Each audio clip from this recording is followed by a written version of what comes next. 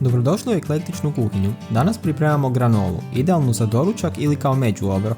Ovaj video shvatite više kao metodu nego strogi recept. Prilagodite sastojke svom ukusu, bilo dodavanjem čokolade, omiljenih orašastih plodova ili promjenom količine sladila.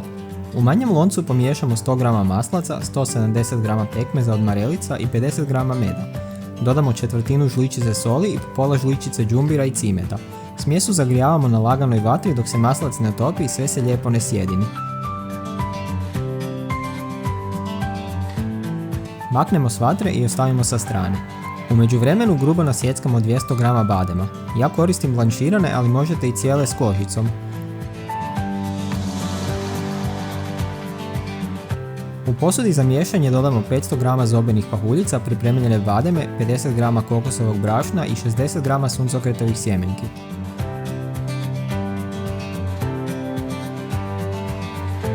Sve dobro pomiješamo, a zatim preko toga prelijemo smjesu maslaca i sladila.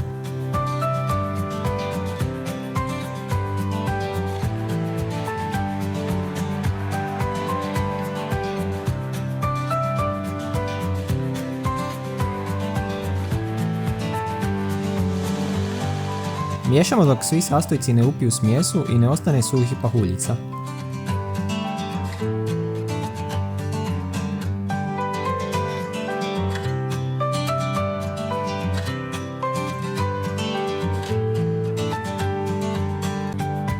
Pripremljenu smjesu rasporedimo u pleh obložen papirom za pečenje. Lagano utisnemo kako bi bila ravnomjerno raspoređena.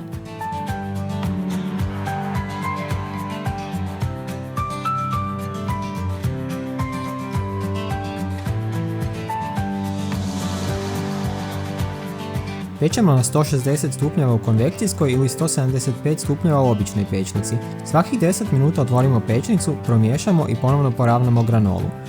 Ukupno pečemo oko 25 do 30 minuta, ovisno o pečnici i o tome koliko tostiranu granolu želimo.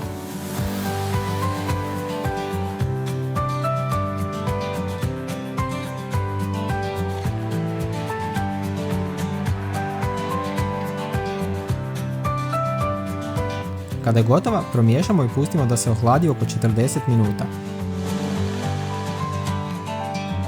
Nakon što se ohladi, dodamo 100 g sjeckanih suhih marelica, a po želji i čokoladu.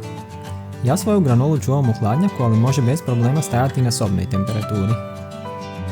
Poslužite uz jogurt, kefir ili mlijeko ili kradite bademe dok niko ne gleda. Ako vam se današnji recept svidio, ostavite like i pretplatite se na kanal za još videa. Dobar tek!